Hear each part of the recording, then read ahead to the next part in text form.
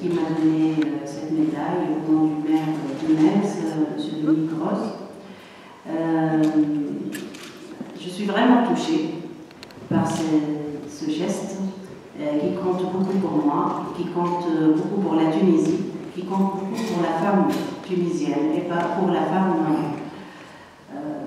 de toute nationalité, parce que c'est une reconnaissance à ce que la femme a fait et à ce que la femme a la juste valeur de ce que fait toutes les femmes partout dans le monde. Moi j'ai fait ce que j'ai fait et je me conserve l'intitulé, m'a fait interpeller depuis hier et autre aussi, là c'est bien dit, je ne sais pas qu'est-ce que j'ai fait pour contredire les normes.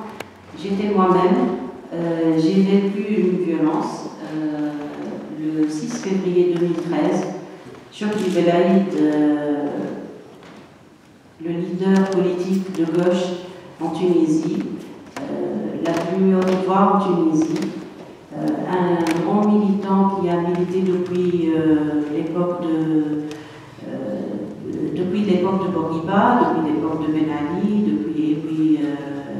jusqu'à la dernière minute de sa vie, il était tout le temps milité pour les valeurs humaines, pour la liberté, pour la démocratie, pour l'équité sociale, il militait pour les valeurs qu'il portait et tout le monde sait, tout le monde, c'est pas un mot, c'est pas juste un terme, c'est tout le monde sait que Chokri Belaïd a été tué pour ses idées et pour ses positions politiques. Donc, on a été victime, je n'aime pas le mot victime, mais on a été visé par une grande violence, par un terrorisme en Tunisie. Et moi-même, j'ai subi cette violence et j'ai réagi tel que j'ai senti, j'ai réagi, j'étais moi-même. Dans ma tête, je n'avais pas de normes, je n'avais pas de quoi faire, qu'est-ce qu'il faut faire, j'ai fait ce qu'il fallait faire. Et je crois que j'ai senti la peur tout de suite d'être vraiment dans une guerre civile en Tunisie. Parce que Chokri Belaïd n'était pas assez connu au début, mais à partir de la Révolution, parce qu'il était un membre très actif pendant la Révolution, et depuis 2008, pendant les faits de Massaminier, les procès de Massaminier, donc Chokri Belaïd est devenu très connu. Et du coup, l'assassinat de Chokri Belaïd a bouleversé la Tunisie et a bouleversé un peu le monde parce que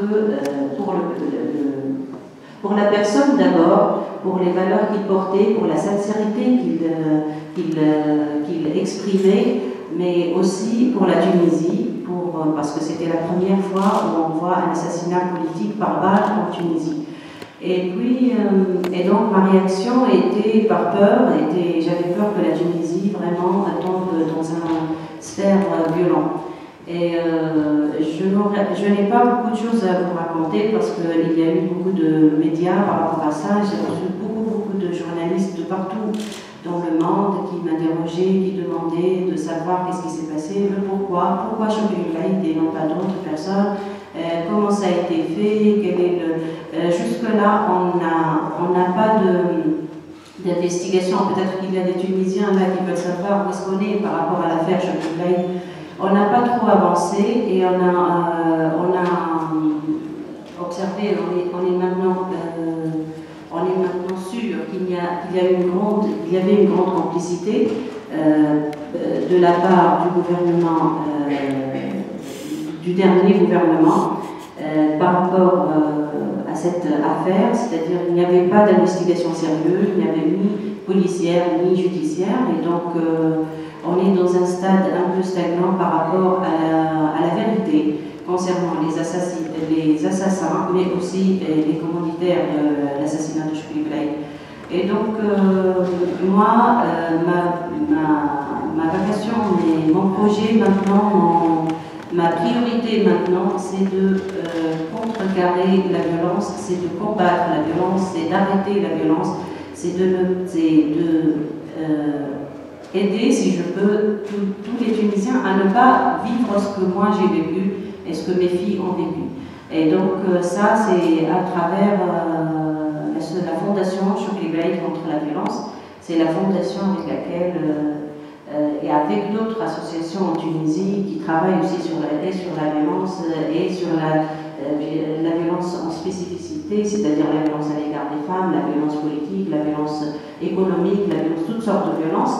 Et donc je vais essayer de faire ce que je peux faire pour justement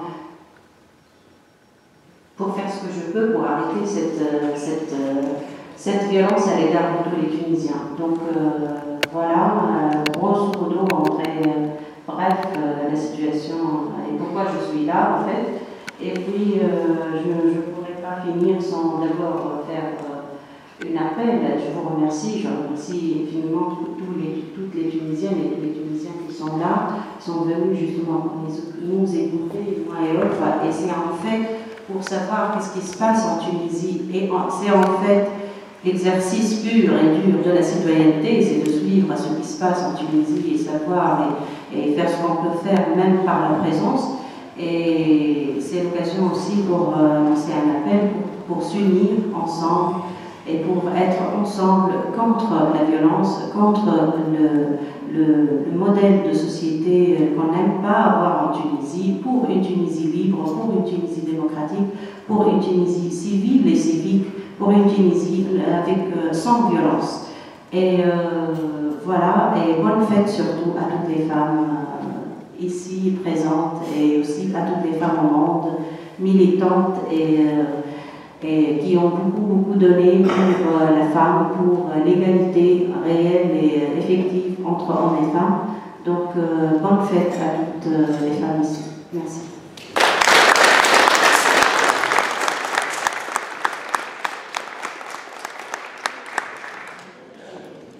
Merci pour vos deux interventions. Ce que je retiens de votre intervention, par rapport le titre de la conférence, quand les femmes défient les normes, mais simplement, et vous l'avez bien souligné, c'est qu'on fait simplement les choses, il n'y a pas de normalité, c'est les choses qui nous viennent naturellement et on avance naturellement.